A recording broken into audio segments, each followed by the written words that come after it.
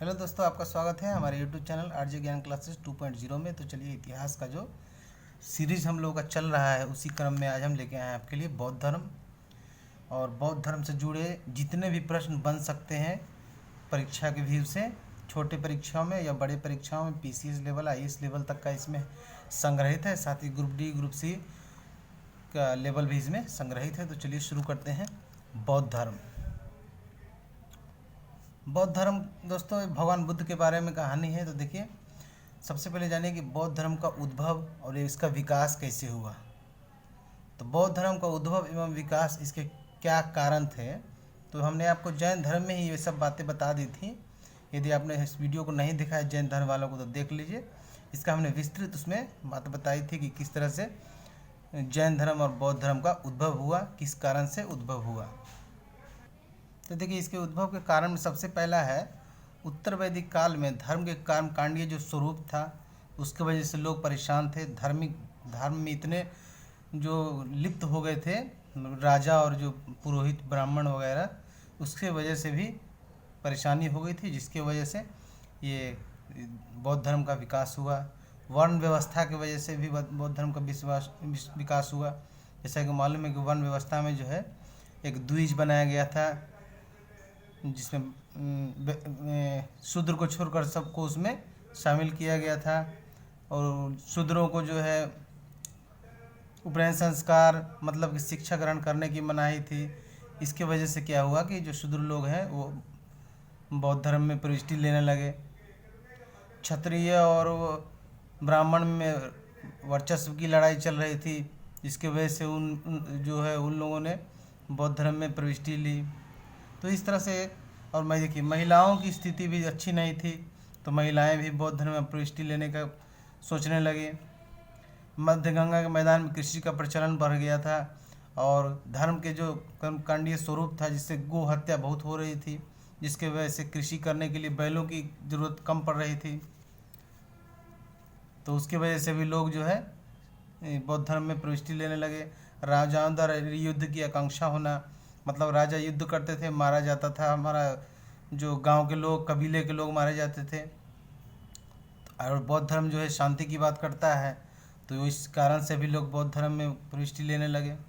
तो इन सब कारणों के का जो विस्तृत अध्ययन हम जैन धर्म वाले वीडियो में पढ़ाए हैं, और ये शॉर्टकट में हमने इसमें लिख दिया है बौद्ध धर्म का। देखिए, अब देखिए एक वन लाइनर क्वेश्चन है कि जो अश्वघोष है द्वारा रचित बुद्ध चरित्र जो पुस्तक है उसको बौद्ध धर्म का विकिपीडिया कहा जाता है।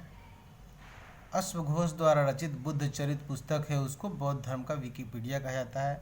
और इंसाइक्लोपीडिया अगर पूछे बौद्ध धर्म का इंसाइक्लोपीडिया किसको कहा जाता है, तो सुत्त पिटक कहा जाता है।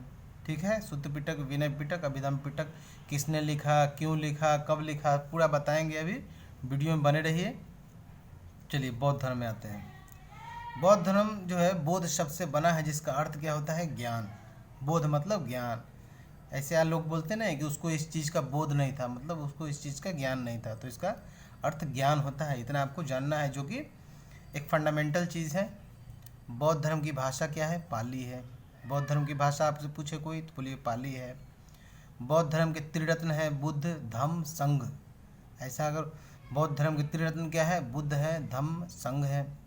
बौद्ध धर्म का सबसे पवित्र ग्रंथ जो है त्रिपिटक है, जिसमें सुत्त पिटक, विनय पिटक, अभिधम पिटक आते हैं। ठीक है, अच्छा, अब सुत्त पिटक में क्या है, विनय पिटक में क्या है, अभिधम पिटक में क्या है, ये भी जानना जरूरी है। तो सुत्त पिटक में क्या है, भगवान बुद्ध के उपदेश इसमें है। ठीक है, इसका संकलन किसने किया था, भगवान बुद्ध के सबसे प्रिय शिष्य थे जिनका नाम था आनंद, उन्होंने ही सुत्त पिटक का संकलन किया था। विनय पिटक में क्या है, नियम है, बौद्ध धर्म के नियम है। इसको उपाली ने इसको संकलित किया था, किसने, उपाली ने। और अभिधम पिटक जो है इसमें क्या है, बौद्ध दर्शन है, इसको संकलित किया है मोगालीपुत्तिस्य ने। ठीक है, मोगालीपुत्तिस्य। चलिए जो है, चलिए पिटक का मतलब होता है टोकरी, पिटक जो है इसमें सुत्त पिटक मतलब उपदेशों की टोकरी, ऐसा कहा सकता। त्रिपिटक मतलब 3 टोकरियाँ। अब देखिए, सुत्त पिटक में 5 प्रकार के निकाय भी हैं। सुत्त पिटक में उपदेश हैं और उसके अंदर 5 प्रकार के निकाय हैं। कौन कौन से निकाय देखिए, संयुक्त निकाय, दीर्घ निकाय, मध्यम निकाय, अंगुत्तर निकाय, खुद्दक निकाय। इतना निकाय हैं जो कि आपको जानना चाहिए सूत्र पिटक के बारे में। अच्छा, बौद्ध धर्म में देखिए जो अविवाहित जो पुरुष होते थे उनको भिक्षुक कहा जाता, भिक्षु कहा जाता है, ठीक थे, भिक्षु। उसके बाद जो अविवाहित महिलाएं थी उनको भिक्षुणी कहा जाता था। अगर विवाहित पुरुष हैं जो कि गृहस्थ जीवन व्यतीत करते हुए बौद्ध धर्म अपना रहे हैं तो उनको उपासक कहा जाता था। और जो विवाहित महिलाएं हैं जो गृहस्थ जीवन व्यतीत करते हुए बौद्ध धर्म अपनाती थी उनको उपासिका कहा जाता था, ठीक है। ये लोग सन्यासी जो हैं, अविवाहित जो हैं, उनको भिक्षु और भिक्षुणी कहा जाता था। इतना आपको ध्यान रखना है। अब देखिए बौद्ध धर्म में क्या है, एक विहार होता है, चैत्य होता है, मठ होता है, स्तूप होता है, ये सब क्या है ये भी जानना जरूरी है। तो बौद्ध धर्म में जो है विहार का मतलब बौद्ध आवास, बुद्ध जो है बौद्ध धर्म मानने वाले का जो रहने का स्थल था, आवास था, उसी को विहार कहा जाता था। चैत्य क्या है, चैत्य एक पूजा स्थल है, ठीक है। जैसे अब पूछेगा कि कुछ चैत्य के नाम बताइए, तो देखिए सबसे बड़ा है जो है कान्हेरी, सबसे बड़ी कान्हेरी जो है पूजा चैत्य जो है कान्हेरी सबसे बड़ा है। कार्ले, अमरावती, ठीक है, ये महाराष्ट्र में है। तो इस तरह से ये चैत्य हुए कान्हेरी, कार्ले, अमरावती। अच्छा, मठ पूछे तो तपोमठ हिमाचल प्रदेश में है, तपोमठ सबसे प्रसिद्ध है बौद्ध धर्म का। मठ अगर पूछेगा तो तपोमठ है, ठीक है। स्तूप जो है बहुत परीक्षाएं पूछे जाते हैं तो याद रखिएगा, स्तूप क्या होता है, भगवान बुद्ध की अस्थियों के ऊपर जो गुंबद बनाया गया है उसी को स्तूप कहा जाता है। और स्तूप सबसे जो प्रसिद्ध जो स्तूप हैं जो कि परीक्षा में आते हैं उनको हमने संकलित किया है। सांची का स्तूप कहाँ है, मध्य प्रदेश के रायसेन जिले में है। भरहुत का स्तूप मध्य प्रदेश के सतना जिले में है। धामेक स्तूप यूपी के सारनाथ में है। महाबोधि स्तूप जो है बिहार के, महाबोधि मंदिर तो आपको मालूम है, तो बिहार के गया में है। और अमरावती स्तूप जो है आंध्र प्रदेश के गुंटूर में है। और एक स्तूप इधर भी है, चौखंडी स्तूप जो है सारनाथ में है, चौखंडी स्तूप सारनाथ में है। और महाबोधि स्तूप गया तो आपको बता दिया मैंने। तो इस तरह से बौद्ध धर्म में जो है विहार, चैत्य, मठ और स्तूप बता दिया हमने। पीटक जो है 3 है उसको बता दिया, उसका संकलित किसने किया वो बता दिया। चलिए को आगे बढ़ते हैं। आगे देखिए, बौद्ध धर्म जो है गौतम बुद्ध से संबंधित है, ये तो आपको मालूम है। तो भगवान बुद्ध के जो है कुछ प्रतीक हैं जो कि परीक्षा में खूब आते हैं, बहुत आते हैं, इनको आपको रट लेना है, समझ लेना है। जैसे देखिए ऐसा पूछेगा, गर्भ में भगवान बुद्ध के गर्भ में आने का प्रतीक क्या है, हाथी है। इसको एक कहानी के माध्यम से आप समझ सकते हैं। जैसे कि भगवान बुद्ध जब अपनी माँ के गर्भ में थे तो उनकी माँ को सपना आया था कि एक हाथी जो है उनके गर्भ में प्रवेश कर रहा है, तो इसलिए उनको हाथी जो है प्रतीक चिन्ह, गर्भ में आने का प्रतीक चिन्ह माना गया। जन्म का प्रतीक जो है कमल और सांड। आपको मालूम है कि जन्म जो है भगवान बुद्ध की माता जो है वो अपने मायके जा रही थी और उसी दौरान क्या है उनको रास्ते में उनका जो रथ जो है वो क्षतिग्रस्त हो गया था, वो गिर पड़ी थी। और जब उनका जन्म हो रहा था तो कमल का जो है और साल का जो वृक्ष है कमल का जो है वो उनका आज आसपास में था। इसलिए आपको ये सब सिर्फ इतना याद रखना है कि जन्म का प्रतीक जो है कमल या सांड है, ठीक है। यौवन का प्रतीक मतलब जवानी में, यौवन में प्रवेश किए, जवान हो गए, यौवन का प्रतीक जो है जवानी का प्रतीक सांड या वृषभ है, वृषभ या सांड दोनों एक ही हैं, ठीक है। समृद्धि या विकास का प्रतीक जो है जैसे जैसे उनका विकास हुआ उसका प्रतीक पूछे तो शेर है। गृह त्याग का तो प्रतीक है घोड़ा है, ठीक है, घोड़ा। ज्ञान प्राप्ति का प्रतीक जो है बोधि वृक्ष है, जिनके नीचे उनको भगवान बुद्ध को ज्ञान की प्राप्ति हुई थी। और गृह त्याग को महाविनिष्क्रमण कहा गया है। ज्ञान प्राप्ति को संबोधि कहा गया है। उपदेश का प्रतीक चक्र है, ठीक है, इसको धर्म चक्र प्रवर्तन कहा जाता है। प्रथम उपदेश जो दिए थे उनको धर्म चक्र प्रवर्तन कहा गया था। इच्छा का त्याग का प्रतीक क्या है, पद चिन्ह है, उनका पैरों का निशान है। और इसको निर्वाण कहा जाता है। इच्छा का त्याग निर्वाण, और मृत्यु का प्रतीक स्तूप है, और मृत्यु का जो महापरिनिर्वाण कहा जाता है, मृत्यु को महापरिनिर्वाण कहा जाता है। तो इस तरह से आप इतना याद रखिएगा। और भगवान बुद्ध के बारे में बहुत सारी कथाएं हैं, रंग बिरंग की तरह तरह की कथाएं हैं, लेकिन जो आंसर उसका निचोड़ जो आता है यही सब आता है। कोई कहता है कि जब उनका जन्म हो रहा था तो हाथ में साल का वृक्ष था। कोई कहता है कि जब उनका जन्म हो रहा था उनको सपने में आया था साल का वृक्ष। इस तरह से बहुत सारी प्रथाएं, लेकिन आंसर सबका ये करेक्ट है, बिल्कुल है, याद रखिएगा। तो देखिए अब जीवन परिचय देखिए, जीवन परिचय वो भी जानना जरूरी है। बहुत सारे प्रश्न इससे बनते हैं परीक्षा में, और हर परीक्षा में 1-2 प्रश्न तो भगवान बुद्ध से आते ही हैं। तो जन्म देखिए, जन्म इनका 563 BC में हुआ था, ईसा पूर्व में हुआ था। इनका नामकरण जो है किस ब्राह्मण ने इनका नामकरण किया, तो आसीत नामक ब्राह्मण था, जो बाद में भी इनको मिला था, वो भी उसका कहानी बताएंगे आपको, बने रहिए वीडियो में। तो इनका नामकरण जो है आसीत नामक ब्राह्मण ने इनका नामकरण किया था। बचपन का नाम इनका सिद्धार्थ रख दिया था, जिसकी इच्छा पूरी हो चुकी हो, क्योंकि ब्राह्मण ने उनको देखते ही कहा था कि इनको देखकर ऐसा लगता है कि इसकी सारी इच्छाएं पूरी हो चुकी हो, और इसलिए इसका नाम रख दिया गया सिद्धार्थ, जिसका अर्थ होता है जिसकी सारी इच्छाएं पूरी हो चुकी हो। इनका जन्म स्थान जो है लुम्बिनी, आपको मालूम है नेपाल का तराई क्षेत्र है। ये तो बहुत सारे छोटे छोटे किताबों में मिल जाते हैं। ग्राम का नाम था आम्रकुंज, ठीक है, ग्राम का नाम था आम्रकुंज, ठीक है। इनके पुत्र का नाम तो राहुल आपको मालूम ही है। सारथी जो था इनका, उनका नाम था चन्ना, सारथी का याद रखिएगा, चन्ना। और घोड़ा का नाम कंथक, और घोड़ा जो है क्या है, गृह त्याग का प्रतीक है। कुल इनका क्या था, शाक्य कुल के, आपको पढ़े होंगे लूसेंट में भी पढ़ने के मिल जाएगा। कुल जो इनका क्या था, शाक्य था। गण क्या था, ज्ञात्रिक या शाक्य था, ठीक है। जाति इनकी क्षत्रिय थी। गोत्र इनका गौतम था, इनका गोत्र का नाम गौतम था। पिता का नाम शुद्धोदन था, जो कि शाक्य गण के मुखिया थे, कपिल वस्तु के, ठीक है, सिर्फ कपिल वस्तु के। माता का नाम महामाया था, वो क्या थी, कौशल राजवंश की एक कन्या थी जिनका नाम था महामाया। सौतेली बहन जो है उनका नाम था नंदा, ठीक है। आपको मालूम है भगवान बुद्ध के जो पिता शुद्धोदन जो है, उनकी मौसी जो है प्रजापति गौतमी से विवाह कर लिए थे, तब उनका क्या है, उनसे भी पुत्री जो प्राप्त हुई, तो उनकी सौतेली बहन हुई भगवान बुद्ध के, तो उनका नाम था नंदा। मौसी जो है या सौतेली माता हो गए बाद में, प्रजापति गौतमी है। पत्नी जो है यशोधरा, भगवान बुद्ध की पत्नी यशोधरा। इनके अन्य नाम जो है परीक्षा में आते हैं, याद रखिएगा, बिंबा, गोपा, भद्रकक्षा। बिंबा, गोपा, भद्रकक्षा जो है भगवान बुद्ध की पत्नी के अन्य नाम हैं, ठीक है। तो आगे बढ़ते हैं।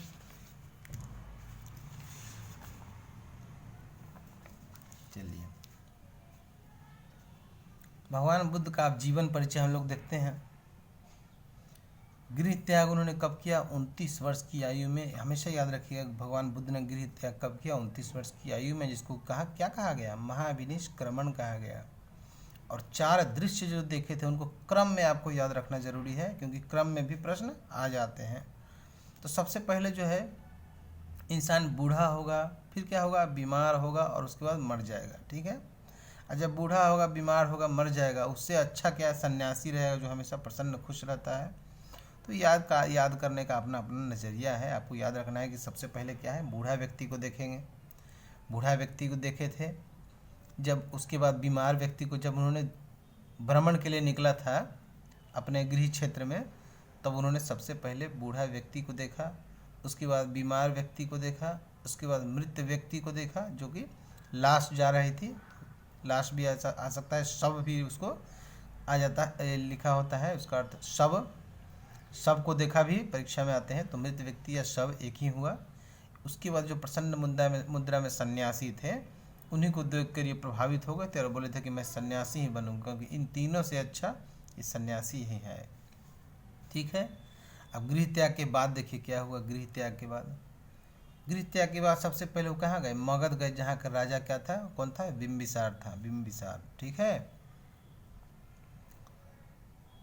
वैशाली, उसके बाद कहाँ गए, वैशाली में गए। वैशाली में अलार कलाम जो है उनके प्रथम गुरु बने, उनसे मुलाकात इनकी हुई, उनसे सांख्य दर्शन की शिक्षा उन्होंने ली। भगवान बुद्ध ने सांख्य दर्शन की शिक्षा अलार कलाम से ली। सबसे पहले गुरु कौन थे भगवान बुद्ध के, ये आता है परीक्षा में, याद रखिएगा। प्रथम गुरु जो है अलार कलाम थे और वैशाली में वो उनसे मिले थे और उनसे उन्होंने सांख्य दर्शन की शिक्षा ली थी। उसके बाद है राजगृह। राजगृह गए और वहाँ रुद्रक राम पुत्र से भी शिक्षा ग्रहण की। उनके द्वितीय गुरु हुए रुद्रक राम पुत्र, उनके क्या है दूसरे गुरु हुए। पहले गुरु अलार कलाम हुए, दूसरे रुद्रक राम पुत्र हुए, ठीक है। उसके बाद उर्वेला गए वो। उर्वेला में उनको 5 सन्यासी मिले जिनका नाम था वप्पा, भादिया, कौंडिन्य, असागी, महानामा, जिसको औज भी कहा जाता है। तो ये 5 साधक का नाम याद रखिएगा। 5 सन्यासी जो उनको उर्वेला में मिले थे, उनका नाम था वप्पा, भादिया, कौंडिन्य, असागी, महानामा। फिर से सुनिए, वप्पा, भादिया, कौंडिन्य, असागी, महानामा, ठीक है। उर्वेला में जो क्या है, जब वहाँ उन 5 सन्यासी मिले तो उनके साथ ये भी मिल गए और इनको भूख लगी थी, तो उन्होंने उनको क्या है भिक्षा मांगने के दौरान में उर्वेला में जो है एक नीच जाति की कन्या थी जिनका नाम था सुजाता, ठीक है। उस सुजाता के हाथ से उन्होंने खीर खाया था। भोजन ग्रहण करने के कारण, भोजन में क्या था, खीर था, वो ग्रहण करने के कारण 5 सन्यासी नाराज हो गए। क्यों नाराज हो गए, उनका कहना था कि एक नीच जाति की कन्या के हाथ से आपने भोजन क्यों किया, और यही बोलकर वो चले गए, इनको छोड़कर चले गए भगवान बुद्ध को, ठीक है। कहाँ चले गए, ऋषिपत्तनम में, ठीक है, सारनाथ। उसके बाद जो है भगवान बुद्ध बोध गया गए, जहाँ इन्होंने ज्ञान की प्राप्ति हुई। भगवान बुद्ध उसके बाद कहाँ गए, और उनको जो सुजाता थी, जो नीच जात की कन्या थी, उनको इन्होंने आशीर्वाद भी दिया था कि आप अपने लक्ष्य में कामयाब हो जाइएगा।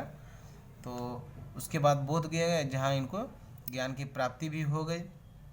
ज्ञान प्राप्ति कहाँ हुई, याद रखिएगा, बोध गया। नदी किस नदी किनारे हुई, निरंजना नदी। आधुनिक के यहाँ भी उसका फाल्गु नाम है, फाल्गु नदी, जो कि निरंजना नदी, याद रखिएगा, दोनों इनके नाम है। वृक्ष कौन सा था, पीपल के वृक्ष था, जिसको महाबोधि वृक्ष भी कहा गया है, बोधि वृक्ष, ठीक है। दिन क्या था, वैशाख पूर्णिमा था। दिन क्या था, वैशाख पूर्णिमा था। वर्ष कौन सा था, 35वां था। 29 साल के वर्ष में इन्होंने गृह त्याग किया था और ये 35वां यानी कि छठा। अन्य नाम जो इनके भगवान बुद्ध के क्या पड़ गए ज्ञान प्राप्ति के बाद, महात्मा बुद्ध हो गया, शाक्य मुनि हो गए, या तथागत हो गए। महात्मा बुद्ध तो आपको समझ में आएगा, शाक्य मुनि का मतलब सर्वशक्तिमान, तथागत का मतलब सत्य है ज्ञान जिसका, ठीक है। अब ज्ञान प्राप्ति के बाद देखिए कहाँ कहाँ गए। जब इनको ज्ञान की प्राप्ति हो गई, जब भगवान बुद्ध ने ज्ञान की प्राप्ति कर ली, तो बोध गया में पहला ज्ञान तपस्सु और मलिक नामक 2 बंजारों को पहला ज्ञान दिया। ये दोनों आपस में झगड़ रहे थे, उसी को उन्होंने ज्ञान दिया और ज्ञान से इतने प्रभावित हो गए वो तपस्सु कि इनके फैन हो गए। तो सब आपको याद इतना ही रखना है कि बोध गया में पहला ज्ञान जो उन्होंने तपस्सु और मलिक को दी थी, जो क्या थे, बंजारे थे, ठीक है। उसके बाद सारनाथ में उन्हीं 5 सन्यासियों, जो सन्यासी उनको छोड़कर चले गए थे, उसी 5 सन्यासियों को उन्होंने पहला उपदेश दिया। वो कहाँ दिया था, मृगदाव या ऋषिपत्तनम नामक जो हरिण वन है उसमें दिया था। ये प्रश्न पीसीएस में आया हुआ है, ध्यान रखिएगा इसको। जो मृगदाव हरिण वन है ऋषिपत्तनम में, वहीं पर उन्होंने 5 सन्यासियों को क्या बोलते उपदेश दिया था, जिसे बौद्ध धर्म में धर्म चक्र प्रवर्तन कहा जाता है। प्रथम उपदेश धर्म चक्र प्रवर्तन, ठीक है। अब इससे पहले भी हमने आपको बताया। आगे बढ़ते हैं,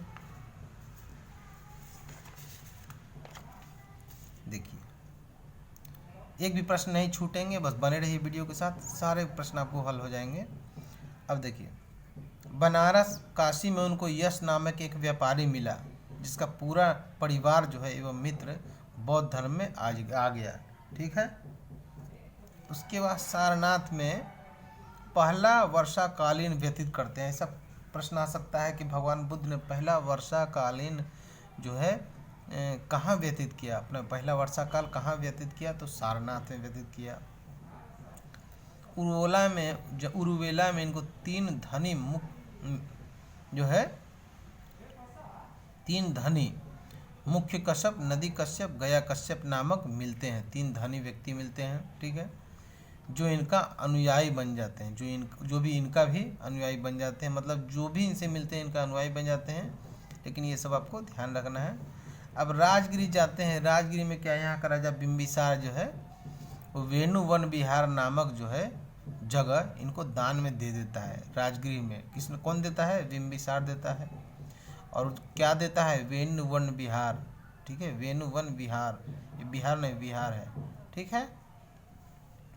मुलाकात जो है इनके सारी पुत्र उपाली, अभय, मोदगलायन इनके शिष्य बन जाते हैं। मुलाकात के दौरान ही जो है इनकी मुलाकात जो है सारी पुत्र से होती है, उपाली से होती है, अभय से होती है, मुदगलायन से होती है। ये सब क्या है, इनके शिष्य बन जाते हैं। इनके जो बोलने की शैली, जो उपदेश जो था, जो भी इनके संपर्क में आता था इनसे प्रभावित होकर इनका शिष्य बन जाता था। लुम्बिनी में जो है यहाँ पर इनके परिवार के सभी सदस्य इनका अनुयायी बन गए। लुम्बिनी भी गए, बाद में अपने परिवार के पास भी गए और इनके वहाँ जाते ही इनके परिवार के सभी सदस्य जो है इनका अनुयायी बन गए। श्रावस्ती गए। उसके बाद श्रावस्ती में एक धनी व्यापारी मिला जिसका नाम था सुदात, ठीक है, जिनको अनाथ पिंडक कहा जाता था। सुदात या अनाथ पिंडक ये नामक व्यापारी जो है इनको जोतवन विहार उपहार में दे देता है, ठीक है। उसके बाद एक महिला थी जिनका नाम था विशाखा। इन्होंने भी पुव्वा राम विहार दान में दिया था। याद रखिएगा, बहुत ही इंपॉर्टेंट ये दोनों हैं। पुव्वा राम विहार दान में दिया था। किसने दिया था, विशाखा नामक एक महिला ने दिया था। कहाँ दिया था, श्रावस्ती में। ज्ञान प्राप्ति के 8वें वर्ष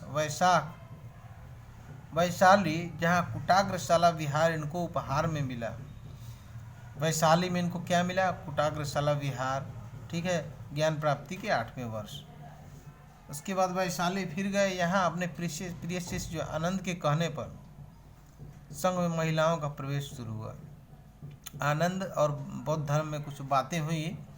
आनंद ने कहा कि पहले बौद्ध धर्म में प्रविष्टि महिलाओं को नहीं थी, रोगी व्यक्ति को नहीं थी, चोर जो थे उसके चोर जो डकैत वगैरह थे उनको नहीं थी, डाकू को नहीं थी। तो आनंद ने भगवान बुद्ध से कहा कि उस धर्म का क्या तात्पर्य है, क्या अर्थ है कि जिस धर्म को हम, जो चोर है या डाकू है उसको हम सही रास्ते पर नहीं ला सके, या महिलाएं हैं तो सही रास्ते पर नहीं ला सके उन लोगों को, तो फिर उस धर्म का क्या अस्तित्व रह जाता है। तो उनके कहने पर भगवान बुद्ध बहुत प्रभावित हुए और उसके बाद जो है सबको उनमें प्रविष्टि मिलने लगी, महिलाओं को भी प्रविष्टि मिलने लगी। प्रथम महिला जो इनकी बनी प्रजापति गौतमी बने। प्रजापति गौतमी, ठीक है। यशोधरा, वैशाली की नगर वधु जो है आम्रपाली, ठीक है। क्षेमा या खेमा कहिए, बिंबिसार की पत्नी थी, वो भी इनकी अनुयायी बन गई। कौशाम्बी का राजा उदयन जो कि जैन धर्म मानता था, ठीक है। कौशाम्बी का एक राजा था जिनका नाम था उदयन। वो क्या करता था, जैन धर्म मानता था। बौद्ध एक भिक्षु थे जिनका नाम था पिंडोला भारद्वाज। पिंडोला भारद्वाज ने से मुलाकात हुई और इन्होंने क्या किया, इनकी माइंड को बिल्कुल डाइवर्ट कर दिया, परिवर्तित कर दिया, और जिससे प्रभावित होकर क्या करे, उदयन ने बौद्ध धर्म भी अपना लिया तथा खुश होकर क्या किया, घोषिताराम विहार दान में इनको दे दिया। ज्ञान प्राप्ति के 20वें वर्ष जो है श्रावस्ती में गए। वो जब 20 वर्ष हो गया ज्ञान प्राप्ति का तो श्रावस्ती में गए, जहाँ इनकी मुलाकात जो है अंगुलीमाल डाकू से हुई, जो कि 3री-4थी कक्षा के में बुक में आपने पढ़ा होगा अंगुलीमाल डाकू के बारे में। बिल्कुल सच्ची घटना है। वो भी इनसे प्रभावित हो गए और इनका शिष्य बन गए, ठीक है। आगे बढ़ते हैं।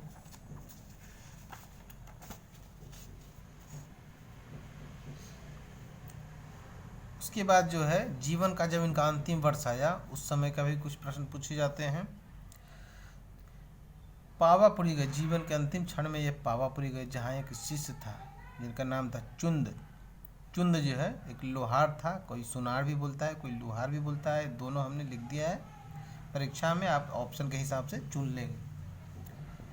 इनको एक भोजन कराया, वो चुंद नामक शिष्य ने इनको भोजन कराया, जिसको शुकर मार्दव कहा गया, शुकर माधव कहा गया है, ठीक है। कहीं शुकर मार्दव भी होता है, कहीं शुकर माधव। तो शुकर माधव मान लीजिए, शुकर माधव जो है जिसका अर्थ लगाया गया है बाद में सुअर का अधपका मांस, सुअर का मांस लगाया गया है। इसका अर्थ जो कि इन्होंने भगवान बुद्ध को खिलाया, जिससे इनको अतिसार या डायरिया, जिसको डायरिया बोलते हैं, ये हो गया उनको, ये खाने की वजह से, अधपका मांस खाने की वजह से इनको बीमारी हो गई, और जहाँ इसी बीमारी से इनकी मृत्यु हो गई। जब मृत्यु से पहले की जो है कुशीनगर में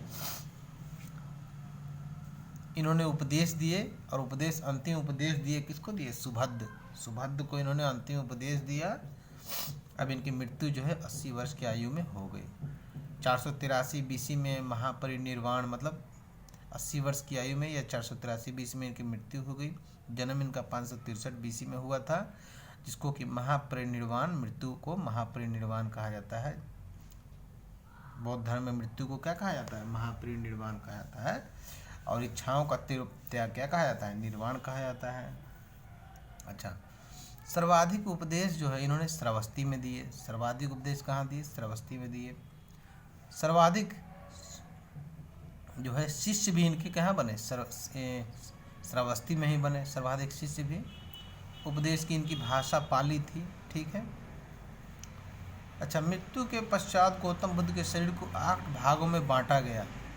कोई कहता है कि इनके शरीर के 8 भागों में काट दिया गया। कहीं कहीं ये लिखा मिलता है कि उनके शव को जलाया गया, बाद में उनकी अस्थियों को जो है 8 भागों में बांटा गया। जो लड़ रहे थे आपस में कि मुझे चाहिए इनकी अस्थि को, मैं, गौतम बुद्ध हमको बहुत प्यार करते थे, मुझे बहुत मानते थे, मेरे यहाँ आते थे, तो इस तरह से सब ने अपना अपना दावा पेश किया। तो लास्ट में निष्कर्ष निकला कि ठीक है, 8 लोगों का दावा को माना जाएगा, और उनकी शरीर की जो अस्थियां हैं, शरीर है, उनको 8 भागों में बांटकर सबको दे दिया गया। इन सबों ने क्या किया? उसके ऊपर स्तूप का निर्माण करवाया, ठीक है। तो सबसे पहले आप याद रखना होगा कि 8 भाग में जो उनके अस्थियों को बांटा गया, वो 8 किनको किनको मिला, ये आपको जानना जरूरी है, ठीक है। मगध, सबसे पहले मगध के राजा अजात शत्रु, इनको एक मिला। वेठ द्वीप के ब्राह्मण, रामग्राम के कोलिये है, रामग्राम के कोलिये, ठीक है। पिपली वन के मोड़िये, वैशाली के लिच्छवी, कपिलवस्तु के शाक्य, अलकप के बुली, पावा के मल्ल। इतने लोगों को इनका जो अस्थि है उनको 8 भाग में बांट के इनको इतने लोगों को दिया गया। इनका प्रिय शिष्य जो था आनंद था, ठीक है, ये तो आपको मालूम है। प्रथम बौद्ध सभा में भी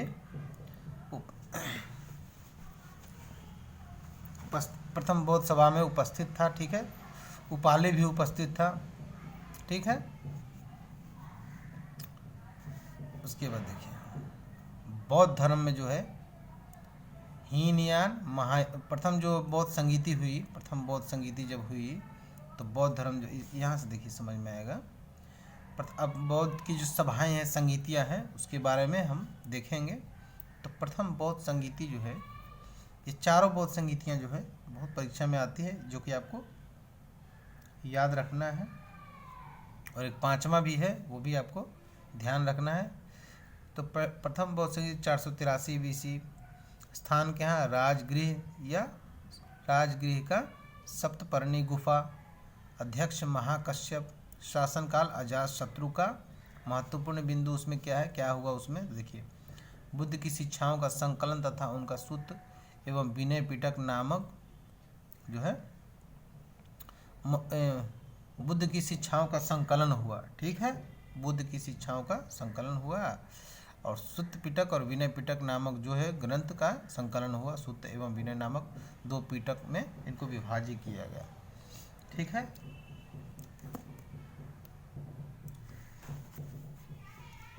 उसके बाद क्या है, दूसरी बौद्ध संगीति जो हुई, दूसरी 383 BC में हुई।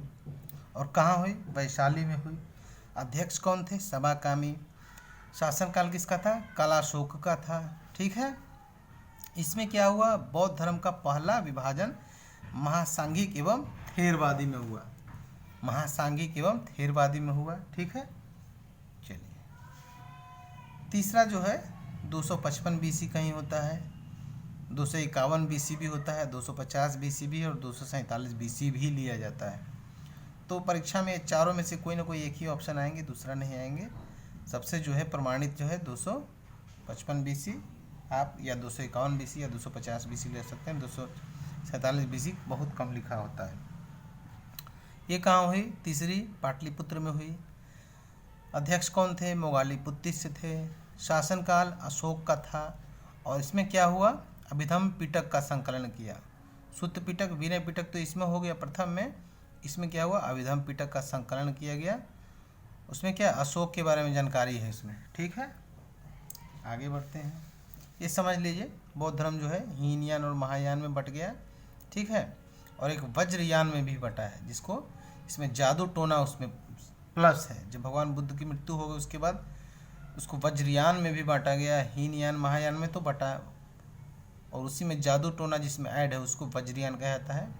और इसके शिक्षा जो है विक्रमशिला विश्वविद्यालय भागलपुर बिहार में इसकी शिक्षा दी जाती है वज्रयान की, जिसका इसकी स्थापना जो है विक्रमशिला विश्वविद्यालय जो भागलपुर में है, इसकी स्थापना धर्मपाल ने की थी। ठीक है, इतना आपको याद रखना है। ये विक्रमशिला विश्वविद्यालय हमेशा परीक्षा में आ जाते हैं, भागलपुर बिहार में है, और धर्मपाल इसके संस्थापक थे। ठीक है, चलिए, ठीक है। जो यहाँ आपका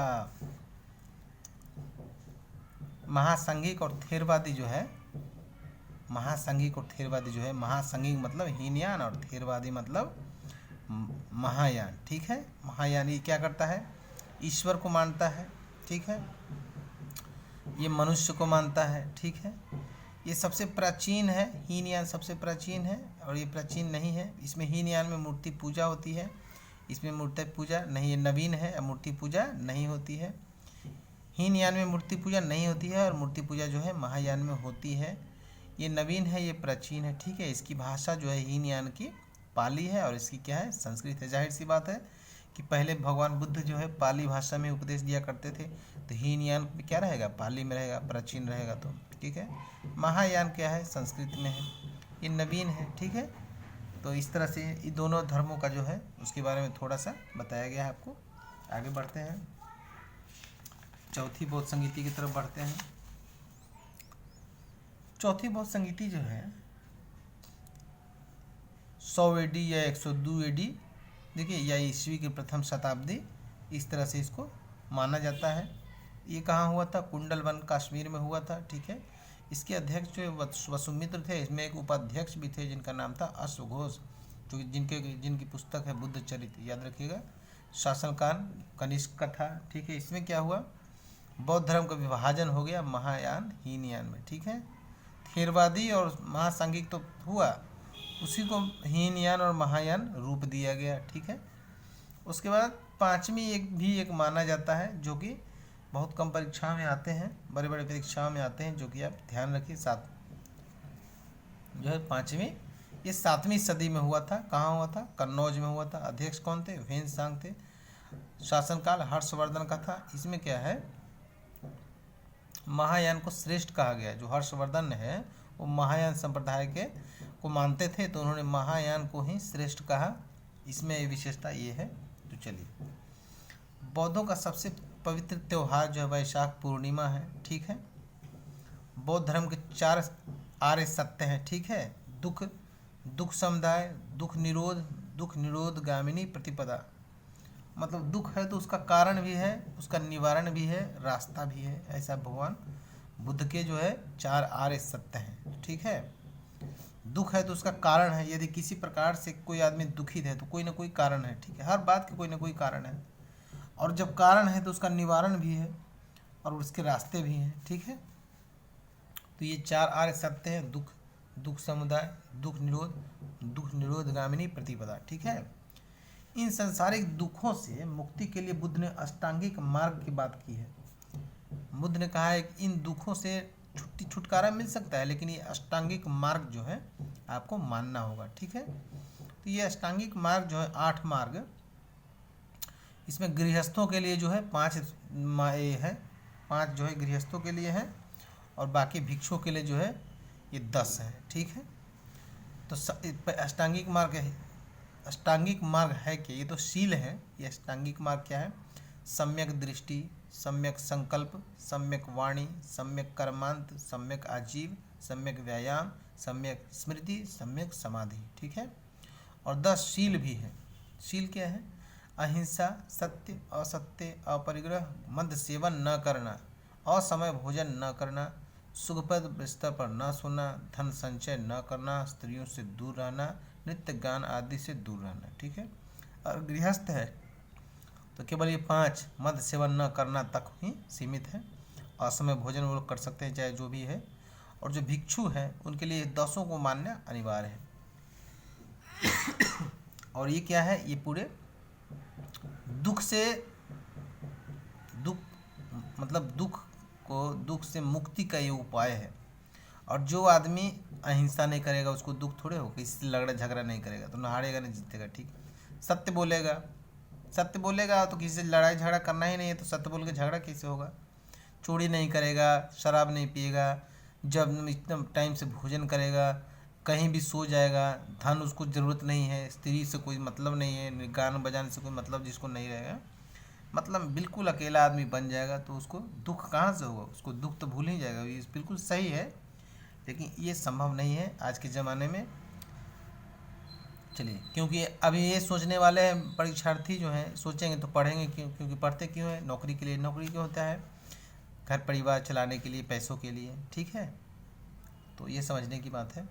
गौतम बुद्ध ने मध्यम मार्ग, मध्यमा प्रतिपदा का उपदेश दिया था। मतलब कि उनका कहना था कि जो वीणा है उसके तार को इतना भी नहीं खींचो, इतना भी टाइट कर नहीं करके बजाओ कि वो टूट जाए, और इतना ढीला भी नहीं छोड़ो कि उससे सुर ही ना निकले।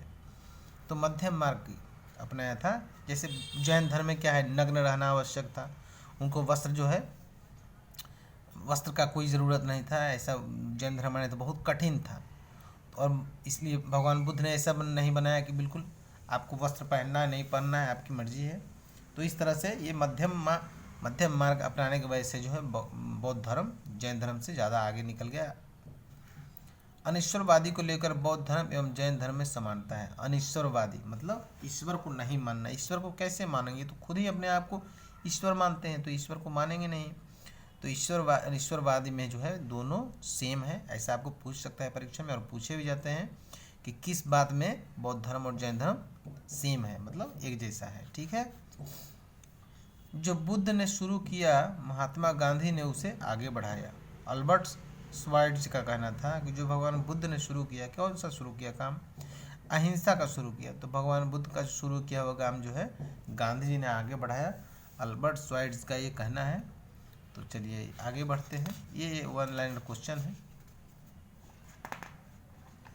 चलिए, अब जो है बौद्ध धर्म अपनाने वाले कुछ देश हैं जिसके बारे में आपको जानना चाहिए। श्रीलंका जो है, म्यांमार, लाओस, कंबोडिया, थाईलैंड, चीन और जापान, इतने कंट्री जो है बौद्ध धर्म मानने वाले कंट्री हैं। ठीक है, अब देखिए लाइट ऑफ एशिया का आपने नाम सुना होगा। लाइट ऑफ एशिया भगवान बुद्ध के जीवन चरित्र पर कहानी है। ये जो है एडविन अर्नाल्ड इस पुस्तक के रचयिता हैं, एडविन अर्नाल्ड। ये पुस्तक किसका विस्तार है? मतलब ललित विस्तार नामक एक पुस्तक है, इसी की विषय वस्तु पर यह आधारित है। इस पुस्तक का प्रकाश जो है लंदन में 1897 में किया गया था। तो इस तरह से बौद्ध धर्म आपको पूरी तरह से पढ़ा दिए हैं, कोई भी क्वेश्चन छूटने का चांसेस नहीं है। बस आप इसका ऑब्जेक्टिव जहां आपको मिले उसका ऑब्जेक्टिव आप स्टडी कर सकते हैं। मैंने पूरी तरह से सब्जेक्टिव पढ़ा दिया है, कहीं से छूटने की कोई बात नहीं है। ध्यान से वीडियो को 1 बार 2 बार 3 बार देखिए। वीडियो अच्छा लगे तो चैनल को सब्सक्राइब कीजिए, वीडियो को लाइक कीजिए, शेयर कीजिए, जो करना है वो कीजिए, लेकिन ज्ञान अर्जित कीजिए, समय बर्बाद ना कीजिए। और फालतू समय काम में समय न व्यतीत कीजिए। ठीक है। जय हिंद दोस्तों, धन्यवाद।